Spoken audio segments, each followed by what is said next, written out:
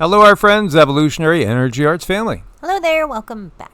Welcome back, guys. So this is one of our collections, and this is over on Patreon with some Patreon exclusives. There are 6 in this collection at the moment, and they're about superhuman potential realizing how you can develop your abilities that to most would seem superhuman, but yet very, very natural and normal once you're out of a Kali Yuga. Yes, we all have them. Yes, we all have the ability to develop them, again, but it has to be a will, and you also have to actually put the effort in. Mm-hmm. And that's where this world makes it tougher. Here you go. Did you guys see this? Secret offer. King Charles is planning to make Donald Trump that would make America royal again. What? Make America royal again? We touched on this briefly, but I just wanted to touch on this a little bit more because it keeps popping up. Yes. A member of the Commonwealth, King Charles, to make secret offer about offering the U.S. to become a associate member of the Commonwealth of the UK. Here you have Alex Jones. Let's listen to his voice. Back in 2013, I told that red coat globalist was trying to take our guns, Piers Morgan, that if you try to take our firearms, 1776 will commence again. Well, now I got to tell President Trump, if you try to put King Charles as the head of the U.S. government, ahead of the American people and our president, 1776 will commence again. Wow. Those are fighting words. This is the actual post, again, from 47. I love King Charles, he says. Sounds good to me. Yeah, that's kind of disconcerting, I think. Secret offer being discussed refers to King Charles reportedly planning to propose the United States join the Commonwealth of Nations as an associate member during Donald Trump's upcoming state visit to the UK. Move is seen as a symbolic gesture to strengthen the UK-US relations and potentially ease tensions between the US and Canada, or maybe US, Canada, and Greenland. That whole scenario, too, about the U.S. annexing Canada as the 51st state and maybe Greenland as the 52nd, and all the tariffs that we've had going on. So joining as an associate member, when I see him smiling like this, I just think Transylvania. Don't you? I mean, I can't not see a vampire when I look at King Charles. So I asked, ChatGPT, if the U.S. joined the Commonwealth of the UK, what would happen? What would it really mean? Here you go. This is ChatGPT. It says, if the USA joined the Commonwealth of the UK, it would be a major geopolitical shift, but the impact would be on how it joined. Whether just as a member of the Commonwealth of Nations, like Canada and Australia, or something deeper like recognizing the British monarch as head of state. The Commonwealth of Nations is a voluntary organization of 56 countries, in case you don't know, 56, most of which were formerly parts of the British Empire.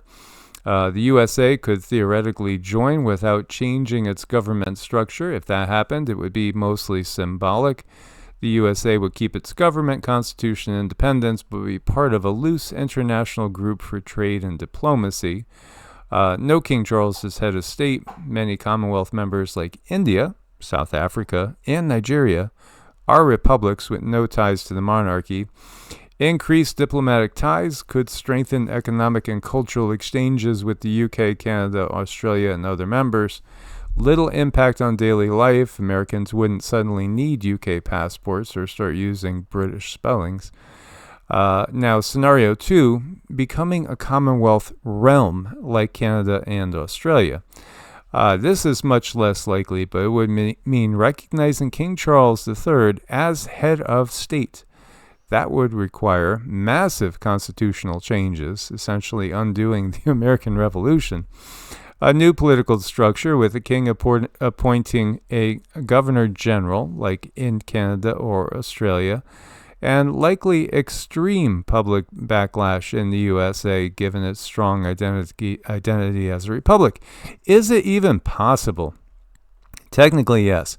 The USA could apply to the Commonwealth of Nations, but it would purely be voluntary. Joining as a Commonwealth realm under the British monarch, almost impossible. A whole revolution, etc. So, why do it? It makes me think, too, about the fact that, well, why did the UK really leave the EU as Brexit? I mean, in the bigger scheme of things, I know, what the news will tell you and all, but there's always a different reason than the common reason that's given to us, and it usually has to do with scenarios for the bigger plan, the bigger drama that we're watching unfold. Well, I like it when you ask Chat GDP. It helps me out. Yeah, it's interesting, isn't it? Here you have a Silicon Valley billionaire venture capitalist, Mark Andreessen, a Trump donor, openly arguing in support of oligarchy. He says democracy is always and everywhere fake. He thinks that it's good that capitalist oligarchs like him rule the U.S.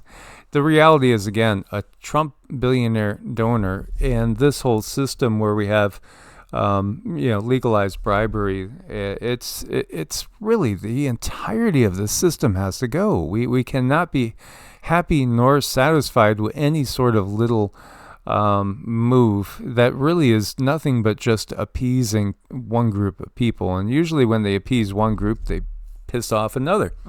That's pretty common. That's exactly what the plan has always been.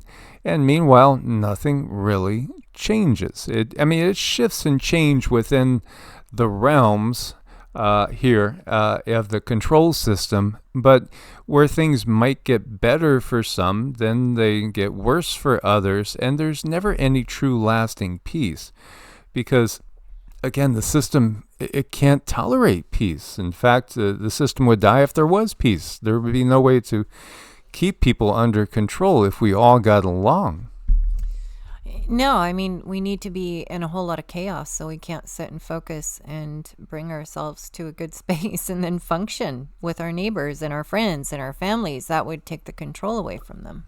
Yeah, and again, there really is no true need for the system when you look at the proportion of energies that go into the system as opposed to what we actually get. Oh, it's our peace, safety, and security? Well, look at the nonstop wars. Look at the world wars and the fact that they're trying to create another world war at just really any time at this point in time.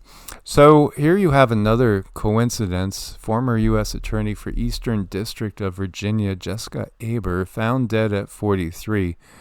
I don't know if there's any truth to the fact that she looks like she could be Chelsea Clinton's twin daughter, or twin sister, or Hillary's daughter. But it's curious. She's a former U.S. attorney for the Eastern District of Virginia, found dead Saturday morning in Alexandria. 43 years old. Cause and circumstances of her death still under investigation. Will be determined by the Office of the Chief Medical Examiner of Virginia. After receiving a report of an unresponsive woman, police responded to the 900 block of Beverly Drive around 9:18 when they found her deceased.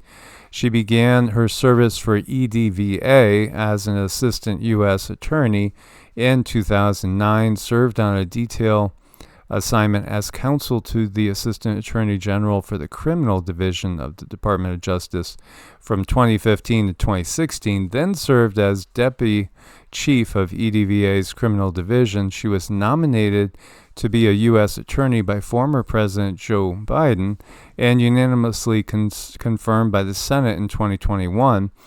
She resigned 2 months ago when 47 took office. Her former colleagues are now remembering her legacy. In a post on X, Attorney General of Virginia Jason Miyares said, "I'm saddened to learn of the passing of Jessica Aber, whose career of public service included U.S. Attorney for Eastern District of Virginia and whose work with Ceasefire Virginia saved more lives than we may ever realize." So, just feels a little fishy. Do you have anything that comes to you on this one?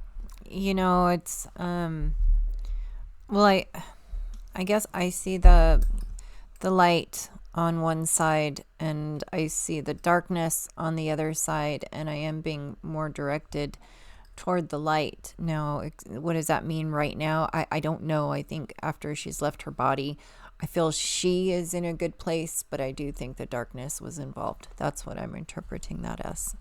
So taking it as to be something that's not necessarily 100% natural, perhaps, yeah. Meanwhile, here you have this headline from therightscoop.com, and there's multiple sources talking about Syria and their new government giving territory to Turkey, and that triggering Israel into a response. Could there be direct fighting, confrontation breaking out between Turkey and Israel? Well, again, the entire Middle East is a powder keg, and they're always spreading more and more powder around that could be ignited at any time. I think, what's interesting is this has been theorized many times. Even, I think, if I'm remembering right, there were some of those that forecast that this would be part of that spiral down into the actual reality of WW3. Again, we got to keep our frequencies high, because we recognize when we wake up that all this is always manufactured. It's always very, very profitable for, again, the military-industrial complex. And it's when humanity says, enough, we're not taking anymore, really, that you could have substantial change. You have to basically definance the entire system, and that's easier said than done. But it's, again, when the people rise up and just will not handle it anymore, will not take it, and will not accept it in mass, then you will have change. You have to basically stall out the war system itself. You do. I mean, it really takes for people to turn within and take responsibility of their health, mostly, because you look at externally, this is what keeps us anchored into the system. It's usually something that has to do with your health, and you're not able to stay home and do the things that you need to do to sustain yourself and your family. They have their ways of keeping us disengaged from one another. Yeah, and you see this where they're evicting they could evict olive farmers, and a massive amount of olive trees they're looking to cut down and wipe out. Again, everywhere we look when it comes to food, it seems they want to get rid of food production, and this is also why we have had such an egg fiasco with all the slaughtering of chickens. Well, no chickens, no eggs. Again, we could change that very quickly. I think we could change the chicken situation much quicker than wiping out all these productive olive trees and then starting from scratch, as they take years before they become productive. This is just ridiculous. This is where people have to just scream from the top of the rooftops and just say, no. More solar farms, we see what happened to them with the weather. They create just a hazardous scenario. And, why are you going to cut down food production when food inflation is probably the single worst thing that we're constantly fighting when it comes to the rising cost of living? It seems it's number one, food. At least that's my perspective. Well, yeah, I mean, this is just sort of like a constant, ongoing treading forward, and unless we take care of ourselves, well, we can obviously see that they're not going to take care of us. People have talked about, and in higher places, that there should be IQ tests for people that are going into public service and trying to run for the House, the Senate, run for presidency, run to be a judge, whatever it is. There should be an IQ test, because the reality is they seem to be idiots. Well, there is an IQ test, and they just make sure they choose the idiots. Well put. I think that explains everything. Yes. Nestle recalls frozen meals citing presence of wood-like material, and it could make a choking incident. I didn't know they still had lean cuisines out there. Yeah, we don't eat anything frozen like this. This is not what I would view as optimal. Any of these, because again, for one, they're going to have all sorts of artificial ingredients. Long-term food storage like this, it's just not worth it. Bang for the buck. And these, when you look at them from the opportunity of having strange things put in there and all these different ingredients, food dyes, etc., and you actually read down here, it was like, wow. The FDA has previously said that parts of manufacturing equipment used in the food industry, such as moving wire mesh belts, portion control equipment, and injection needles, could end up breaking down during operations, eventually mixing with food items. Again, we make everything from scratch, and really we know who we're buying from for the most part. We try to buy local, and I do not trust anything that's mass-produced from companies like Nestle or any of those big corporate giants. No, I mean, that should be like, they have that logo, which is a circle with a red line through it. If it says one of those big companies, that's your symbol. Yeah, absolutely. And, we don't trust the FDA. We certainly don't trust any of these big organizations, as they must ultimately more than updated. They're looking to update certain ones. This is a strange object over the Florida Keys skies. Let's see if we watch this again. And you see this cloud rolling in. Very, very curious. As this thing sort of starts to morph, or is it just that there's something inside the cloud and the cloud is a cover? Yeah, this is exactly what we've talked about over the years. In fact, there's references going back hundreds of years, if not thousands of years, to objects using clouds as cover, and this is a perfect example. And if you look at that, you can see little twinklies going off in the background. It's kind of interesting. How about the frequencies of this? It feels like somebody's checking in on their star family. Okay. Yeah, and again, the reality of star family as people are waking up and looking to the skies, you have almost 25% or around 25% of the states have now put in laws taking action against geoengineering. And yet it is still happening even in, again, states that have literally made it a crime. It's still happening. So, the question is, if the federal government bans it, will it still be happening? That's the real question. And will they just switch from, different typical aircraft to something that's maybe camouflaged like that thing in the sky? I don't know. I like what the kitty's doing.